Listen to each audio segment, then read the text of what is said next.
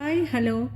ఇలా కుర్మా కానీ non veg curries కానీ చేసుకున్నప్పుడు నార్మల్ రైస్ కాకుండా తెలంగాణ స్టైల్లో బగారా రైస్ చేసుకొని తింటే అసలు భలే హ్యాపీగా అనిపిస్తుంది కదా. ఈ రోజైతే కనుక ఆ బగారా రైసు తెలంగాణ స్టైల్లో ఎలా చేయాలో, తెలంగాణలో ఇది చాలా స్పెషల్. ప్రతి ఫంక్షన్లోనూ మనకి బగారా రైస్ అయితే ఉంటుంది. నేను హైదరాబాద్ వచ్చినప్పుడే ఈ బగారా రైస్ తిన్నాను. నాకు బిర్యానీ కన్నా కూడా బగారా రైస్ అంటే చాలా చాలా ఇష్టం.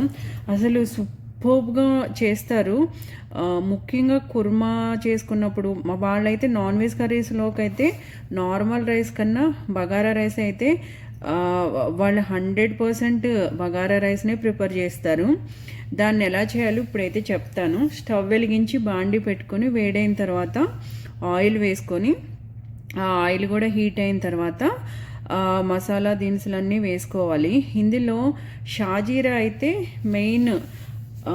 ఇది లేకుండా అయితే కనుక ఒకవేళ ఇన్ కేస్ మన ఇంట్లో షాజీరా లేకపోతే కనుక మనం బగారా రైస్ చేసుకోకపోవడమే బెటరు. ఆ బగారా రైస్కి షాజీరాతోటే టేస్ట్ వస్తుంది. అదే మెయిన్ ఇంగ్రీడియంట్.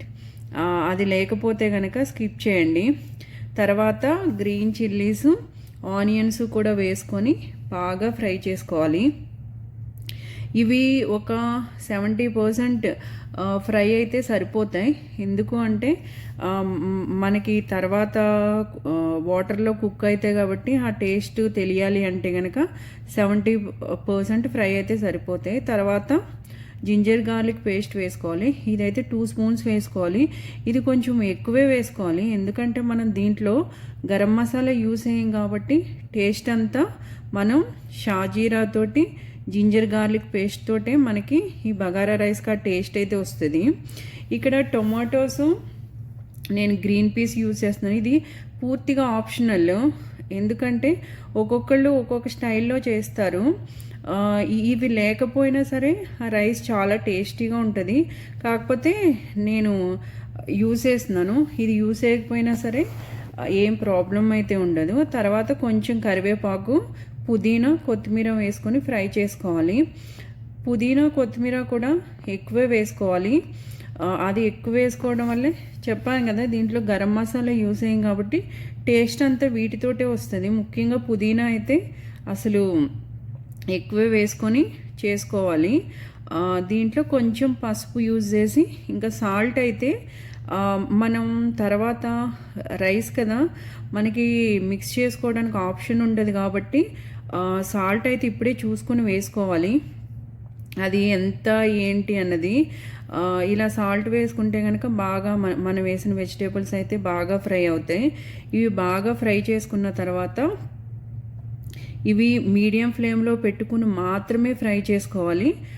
ధనియా పౌడరు, ఈ ధనియా పౌడర్ వేసుకుంటే టేస్ట్ అయితే డబుల్ అవుతుంది. కొంతమంది ధనియా పౌడరు వేయకుండా చేస్తారు, అదొక టేస్ట్ వస్తుంది. కాకపోతే ధనియా పౌడర్ వేస్తే ఆ ఫ్లేవర్తో భలే అయితే బాగుంటుంది.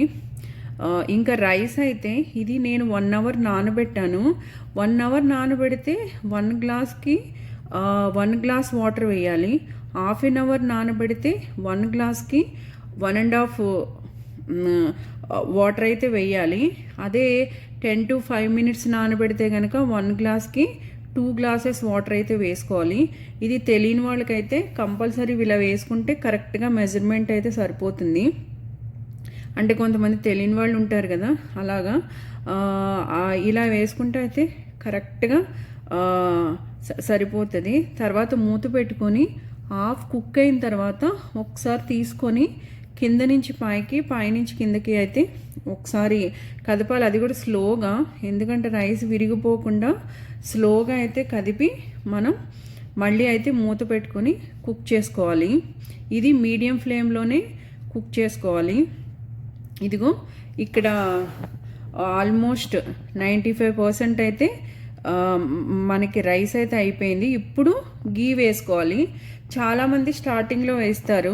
స్టార్టింగ్లో కాకుండా ఇప్పుడు వేసుకుంటే మనకి ఆ గీ ఫ్లేవర్ అన్నది బాగా తెలుస్తుంది అనమాట. నేనైతే లాస్ట్లోనే వేస్తాను. ఇదిగో మనకి ఆల్మోస్ట్ గీ వేసుకున్న తర్వాత మిక్స్ చేసుకున్న తర్వాత అయిపోయింది. కొత్తిమీర వేసుకొని కంప్లీట్గా 5 to 10 మినిట్స్ అలా వదిలేయాలి.